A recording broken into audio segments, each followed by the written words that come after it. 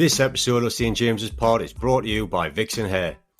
The extension specialists have 2 locations here in Brisbane, as well as a mobile service.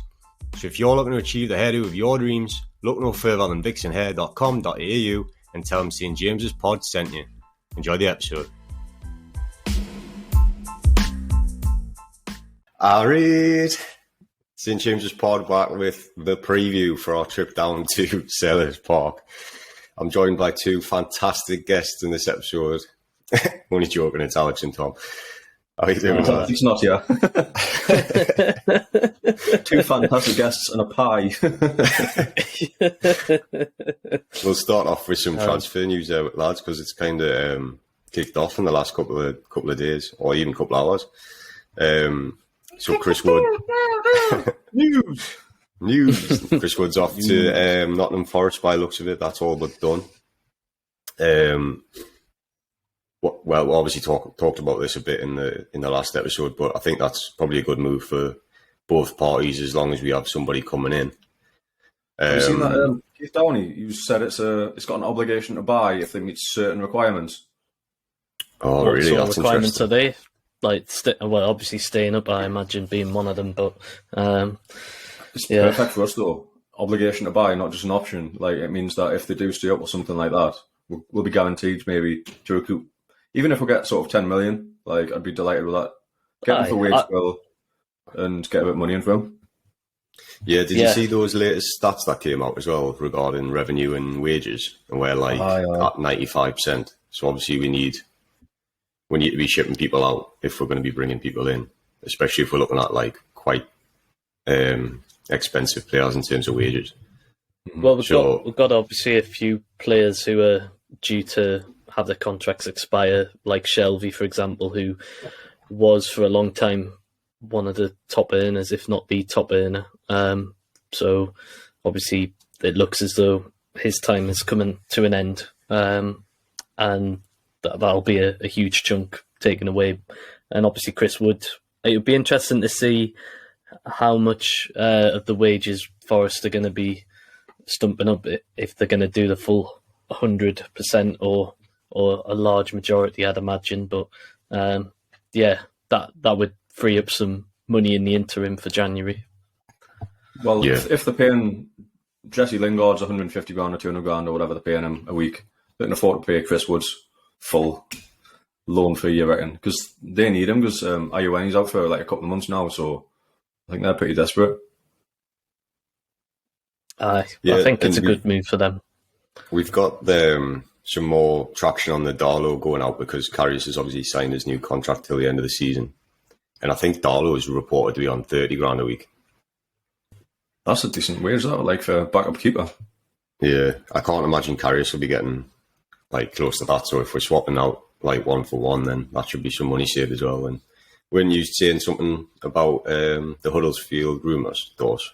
Yeah, so he's been rumored that he's going on loan to Huddersfield for the rest of the season. And my dad, being a season ticket holder at Huddersfield, I was speaking to him earlier, and he said that their keeper is getting surgery or something like that, so he's out for a couple of months. So they're desperate for a first-team keeper. He said they've been linked with, I think, the Birmingham backup, who's like, I think he's 32. He didn't even say a name, but he's been in the league a while. But he said they're desperate for someone with experience who can come straight in, because they're in a relegation battle themselves. So I think it would be a good move. Get his wages paid for, or at least a portion of them. Getting first team football, because we've got 5 keepers on the books now. We need a shift like at least one of them. Yeah, and I think Darlow's the prime target to be getting shipped out, because the Bravka can't play for another club now. It's obviously not going to be Nick Pope. Just give Karius the contract, and what's his face, isn't he? Him from Cozy Joe's. He's not even on the squad, is he? So it's looking like Darlow go out. And to be honest, it would be nice to see what he does if he gets first team football, because he has been decent for us when he's come in. So if he gets first team football in the Championship, it might kind of reignite him to push for a proper transfer at the end of the season, if it's just a loan for this season. We've been linked with a 18-year-old. I woke up to this news this morning. Don't know if you guys have had time to check him out, because he's a bit of an unknown entity, isn't he? Yeah, I must admit it's come out of left field for me. I know we've been keeping an eye on a couple of Brazilian targets, which you've like younger players, which is something that the Toon have not done for a long time, if ever. Really, it's just something that we haven't really scouted the South American market for a long time. Probably not since like when we picked up the likes of Diego Gavilan and Clarence Acuna, but this guy's coming in. Portuguese.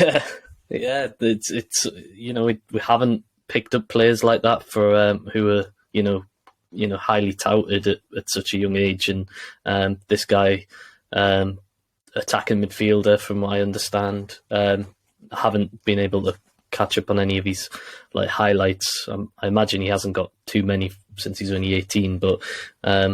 Yeah, he's highly touted though, and it's a position of need. So I think 16 million euros. I think is sort of the value that they're putting at. So not a bad price.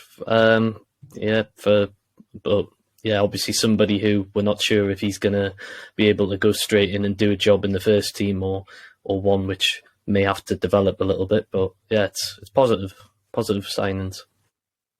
Yeah, that's the thing we said on the last pod, that if Wood does go out, that like we need someone else in.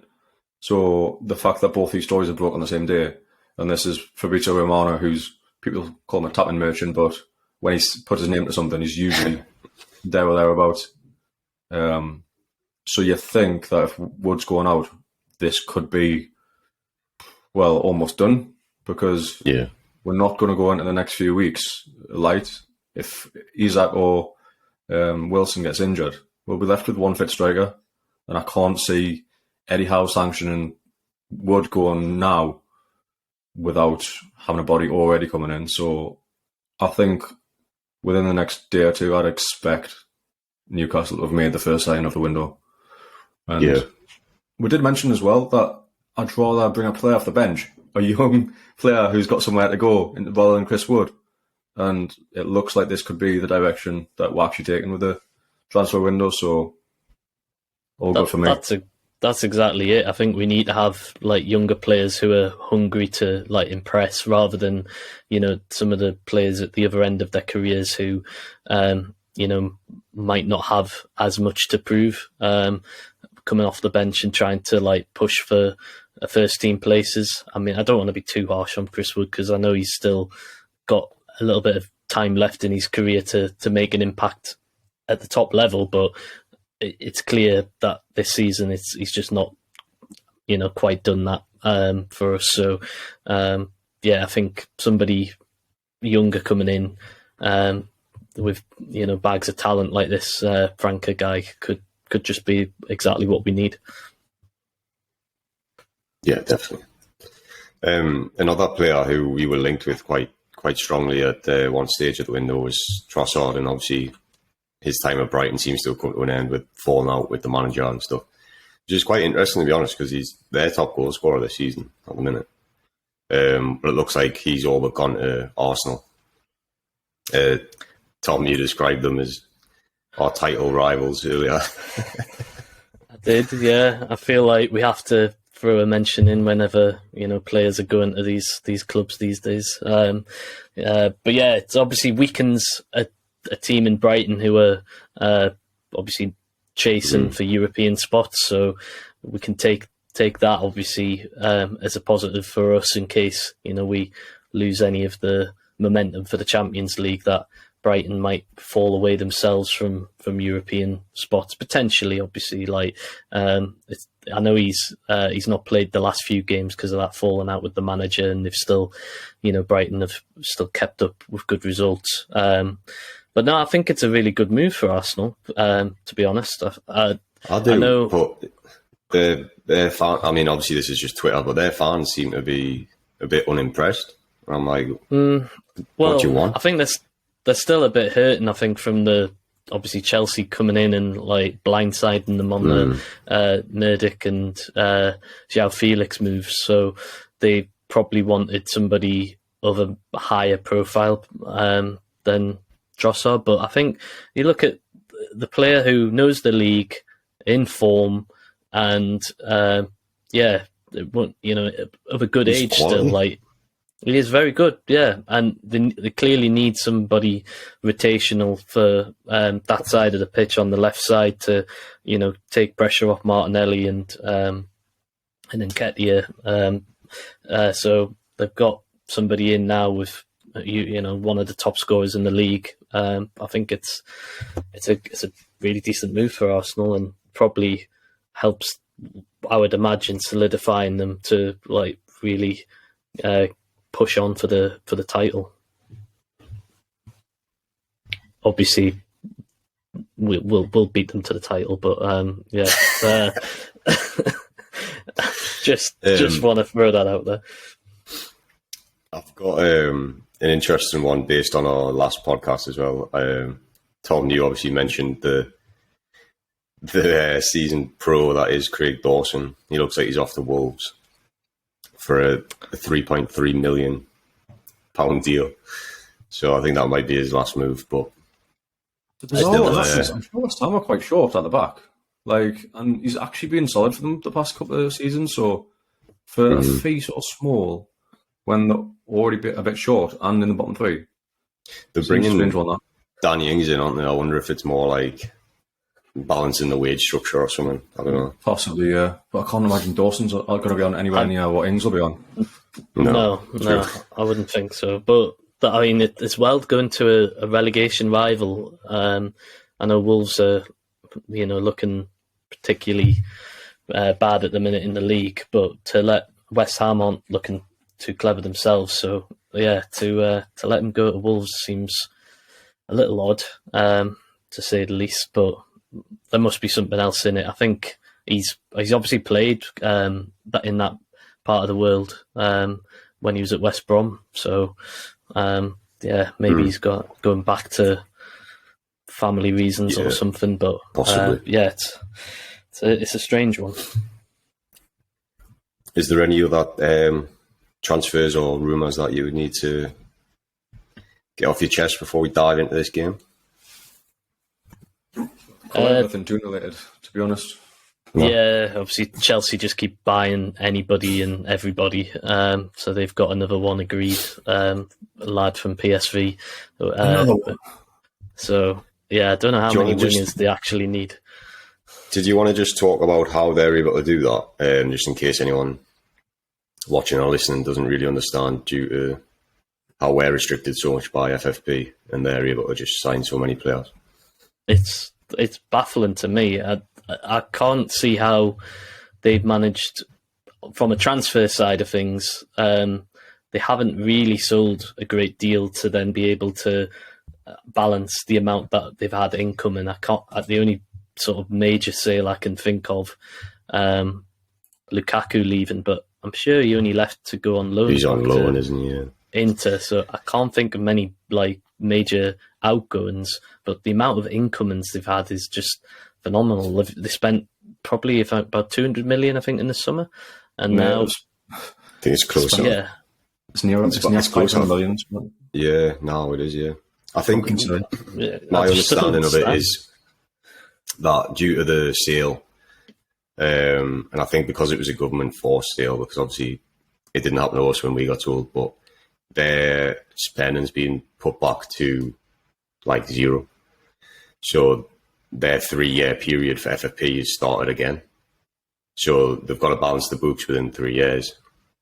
But they've started from day one. So they've spent a lot of money now and they'll have to balance that within the next 3 years.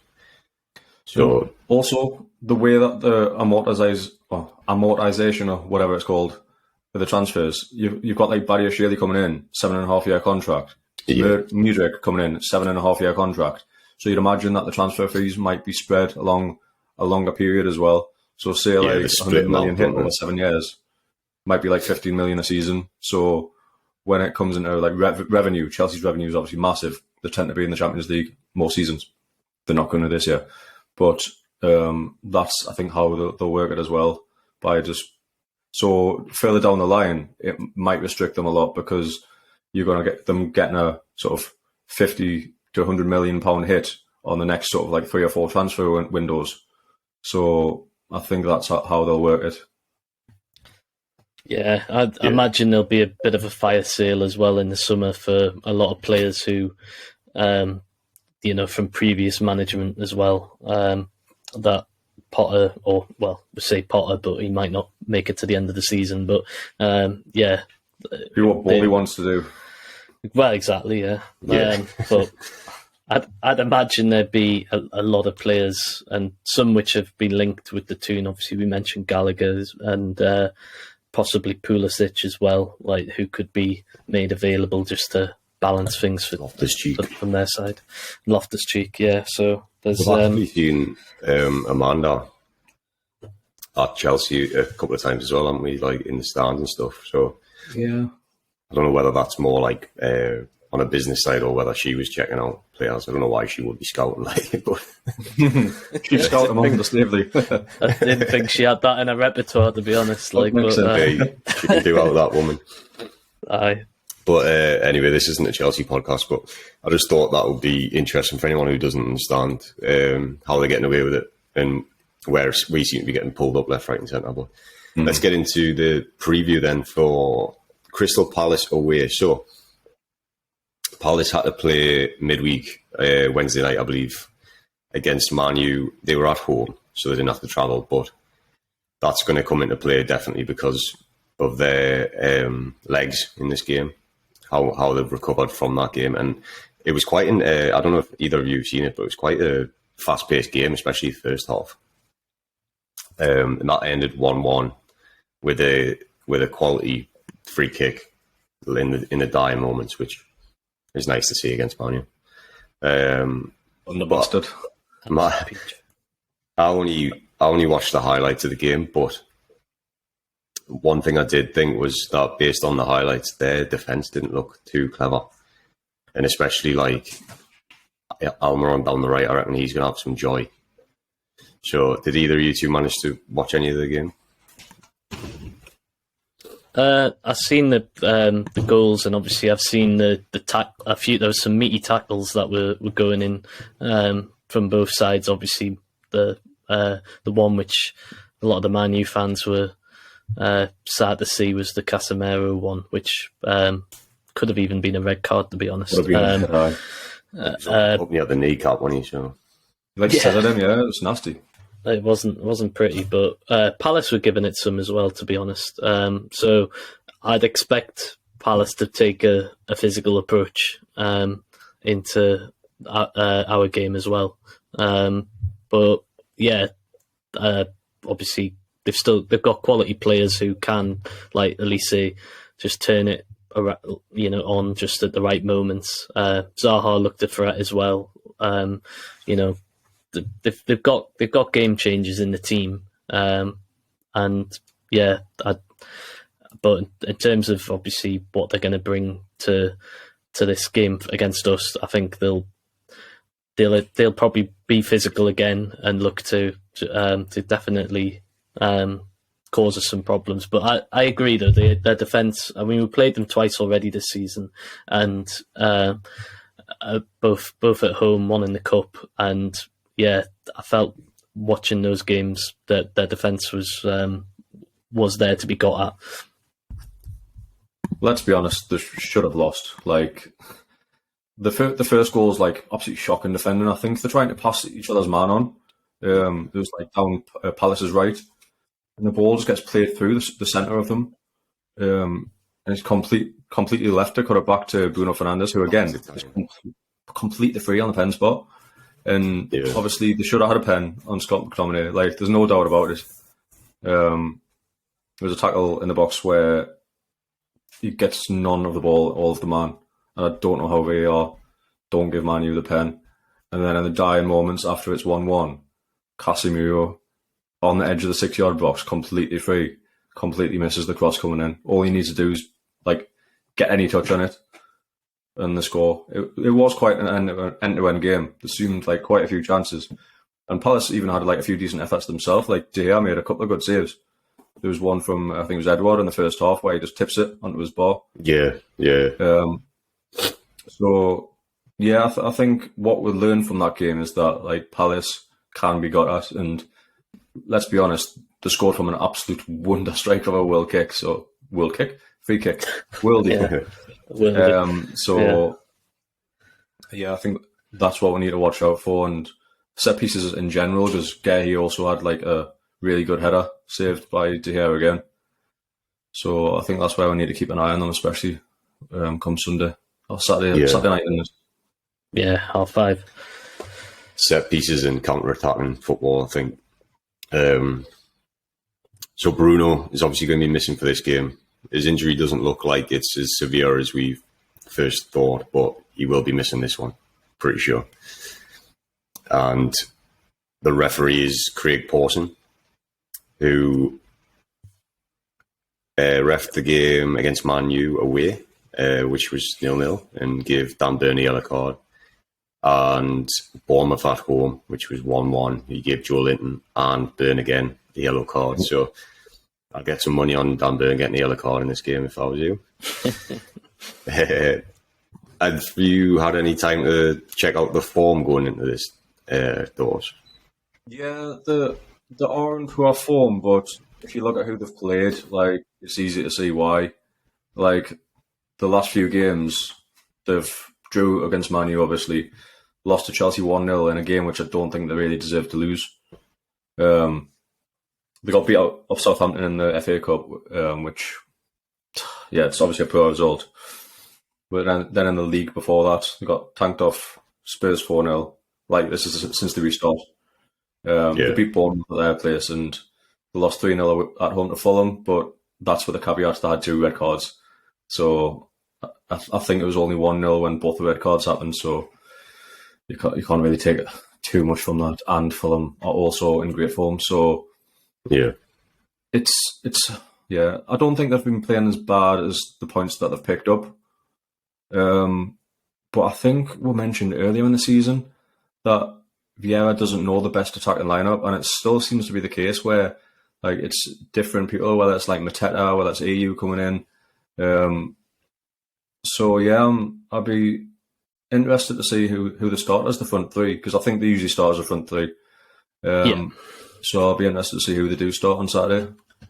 Yeah, because I think some Palace fans seem to be a bit frustrated that Eze doesn't get, or at least hasn't been starting as many in the last few games, and you know they highly rate him amongst the Palace faithful. Him and Elise, they obviously put them two quite highly because they're young and exciting attacking players. But you're right, they have got quite a decent 5 or 6 like options that they can interchange all across that front three, which will potentially give us a headache. They've got pace and they've got players who are direct like Zaha, who, like you say, if he comes up against Dan Burn, I think Burn will have his hands full with him, and wouldn't be surprised to see a yellow card coming his way. I can't really think of many times where in the last few seasons where we've been too successful down at Selhurst Park. I know we're normally better against Palace at St James's, but I think we found it a little bit tougher down that way. I don't expect this to be an easy game at all. No.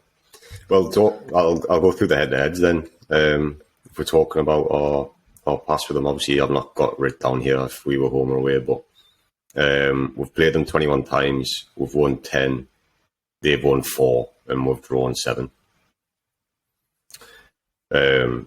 So that's heavily in our favour, really. But in terms of where we are in the league at the moment, Palace are 12th. I think I wrote this after the Man U game. So they're 12th with 23 points, 8 points above the relegation zone. And I've got us, well, we're 4th on 38 points. And I've put us 5 points above 5th Spurs, which they're playing currently as we record this. They were 2-0 up against Man City. City are now 3-2 up.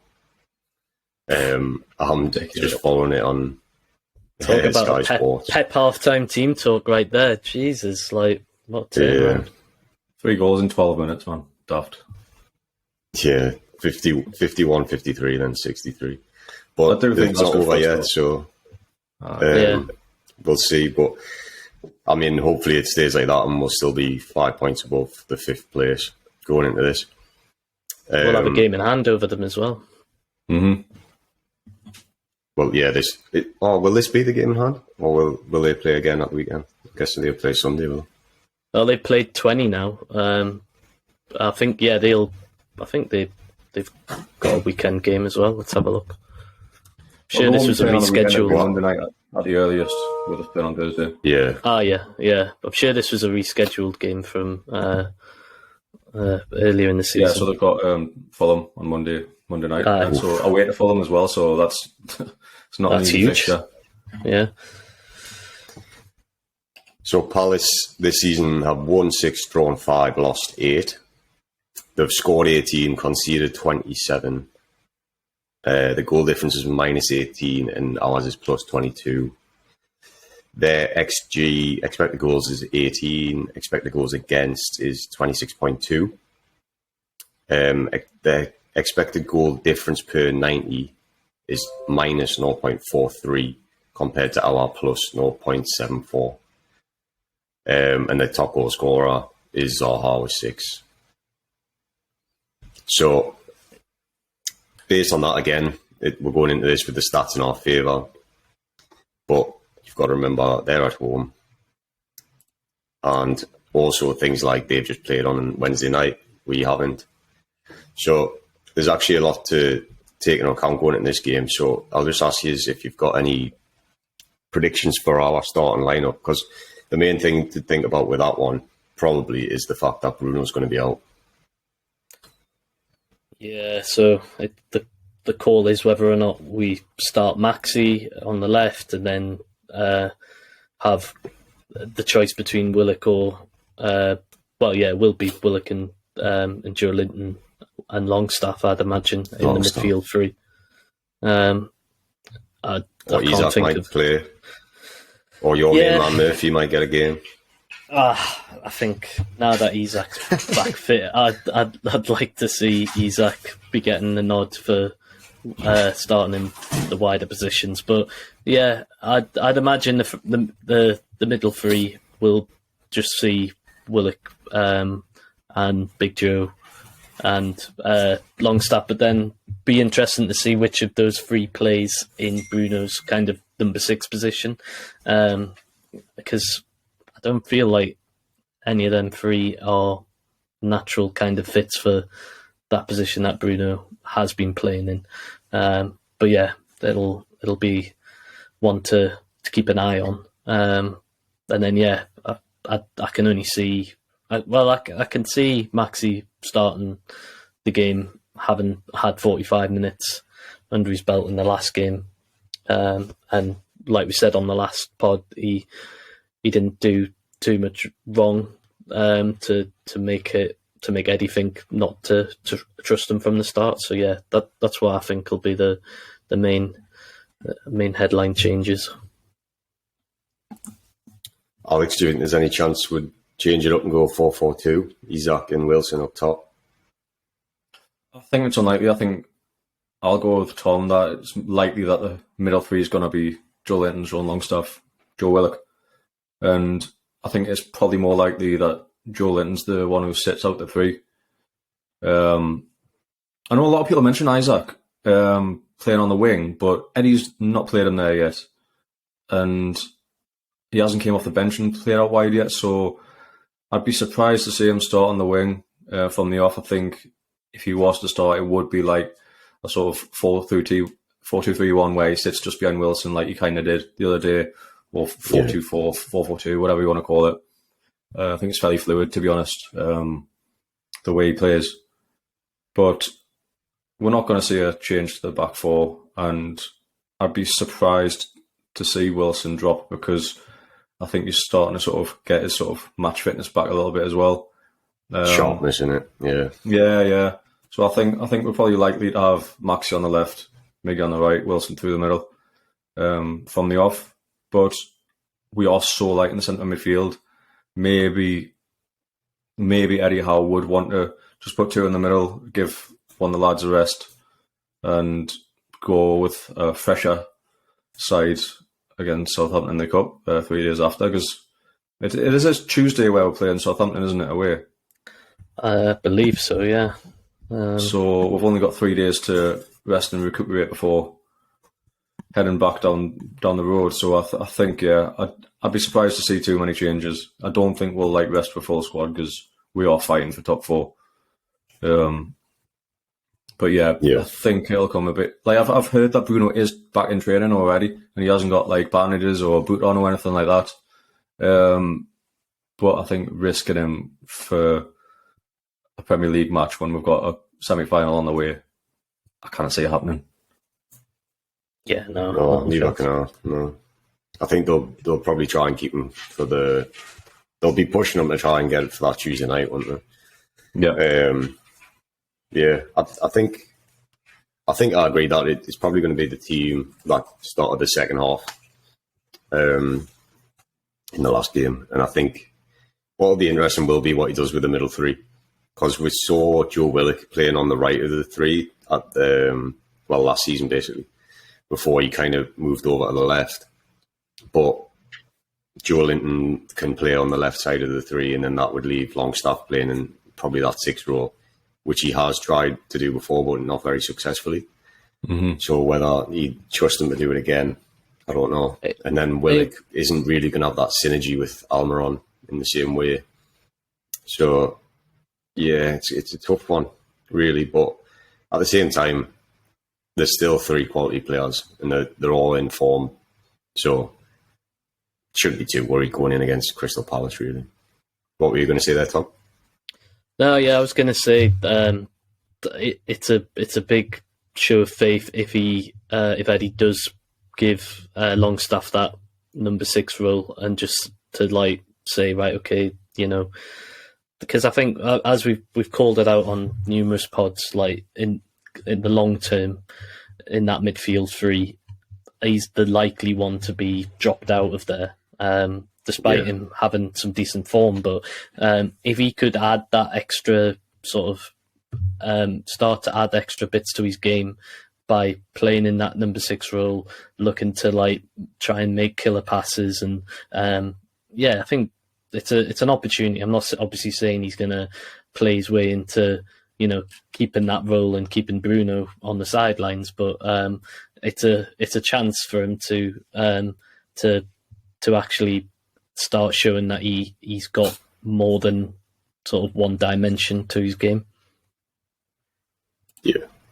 If he could come in anyone who comes in that 6th role is just going to see Bruno push further up the pitch anyway, probably into the 8th role. So if somebody internally could pick up the mantle rather than have to bring someone in, especially the thing with Longstaff is he's got the engine. We see every week he's covering the most miles on the pitch. And his shooting's terrible at the minute, so we might as well put him further back, get him away from the goal and give him the cover. So we'll see. But I think, back five will be the same. I think you're right, Wilson will start, even though he's not been scoring recently. I think he's still in the number 1 position to be starting up front, and Isak's there to give Wilson less minutes if we can keep him fresh, and also if we need a goal for whatever reason, bring him on off the bench like we saw in the last game. So I'm fairly confident going into this one. I know, Tom, you're saying it's going to be a tough game, but we'll get some predictions before we sign off. Tom, I'll start with you. You're saying it's going to be a tough game. I am, and I'm because I've seen us play Palace twice this season. I've been at both the games at St James's. Goal fest. Absolute goal fests, a lot of them. And so I know kind of their strengths and their weaknesses to some degree as well, despite both games being 0-0. So I'm going to say it's going to be a 1-1. I think. I think we what's gone. Yeah, no, I just something about the attacking options. They'll be buoyant after that result against Man United. It's a tough place to go, Selhurst Park, like the atmosphere they create and everything. Yeah, they do have good atmosphere down there, don't they? So I'm just thinking all that combined, like we may take the lead, but I think Palace will come back into the game. So I'm going to say 1-1. Fair enough. Alex? I'm going with a 2-0 win. No, I think we'll have too much for them, even with Bruno out. I think with intensity, it'll be tough. They're missing who I think is the best defender in Joachim Andersen. He's just been ruled out for a month. So they're starting Chris Richards, centre-back, who's... Well, he's born in 2000, so first I thought, he's 16-year-old. No, he's 22, an American international. But... Yeah, if you look at the back four, they've got Nathaniel Klein, who's way past it. Chris Richards is going to start. Mark Gahey, who's obviously a fantastic defender. And Tyreek Mitchell, who hasn't mistaken him. Obviously, for Miggy's goal at St James's last season, he absolutely rinsed him. He did. And then he should have basically given away a goal by Hein Willock in the Cup, I think it was. No, it was the league one. It was a league game, that one. Yeah. So, yeah, I think we can get goals against this back four. And I trust our defence to have another solid outing, so 2-0 for me. Interesting, because I've already wrote my prediction down as 2-0 as well, so I'm with you on that one. I just think I kept predicting that we're going to concede just because we keep getting clean sheets. It's got to end at some point. And then I just thought, you know what, until we actually do concede, I might as well just keep predicting that we won't. And I think we will probably have a bit more attacking threat if Maxi's starting. And I think Wilson is due a goal. So, yeah, I think we'll score a couple at least. Well, now I feel like I need to change it. That's locked in, mate. I feel like I'm the bringer of, I don't know. Doom, yeah. I don't know why I'm pessimistic about this one as much, but I just feel because we're on such a fucking great run, I'm just waiting for the bubble to burst. But just 2-0. Let's hope it comes in. Yeah. To be fair, when you've sat through the last two games against Palace, I can see why. Might as well make it a hat-trick of draws. All right. Well, anything else before we sign off, lads? We're on a title charge, lads. Yeah, we are. Has the City game finished, Alex? It will have done, 4-2 in the end. 4-2. Oh. So we're still 5 points clear of Champions League spots. It's a good result for us, I think. So, yeah, 5 points ahead of Spurs. We've got a game in hand. Well, we've got a game in hand over Fulham, who are 2 points behind them. So, yeah, if we win on Saturday, we can go 8 points clear, which is huge. Even at the halfway stage, 8 points. Massive. It's big psychological thing that to be such a big way clear. Yeah, it's about time we get the passports renewed, isn't it? He's on tour. Right. Well, guys, if you've enjoyed this episode, you know what to do. Likes, subscriptions, ratings, all that business. And thanks again to the sponsor of the episode. And we'll be back after this game to celebrate another 3 points in the review. We'll catch you for that one. See you guys.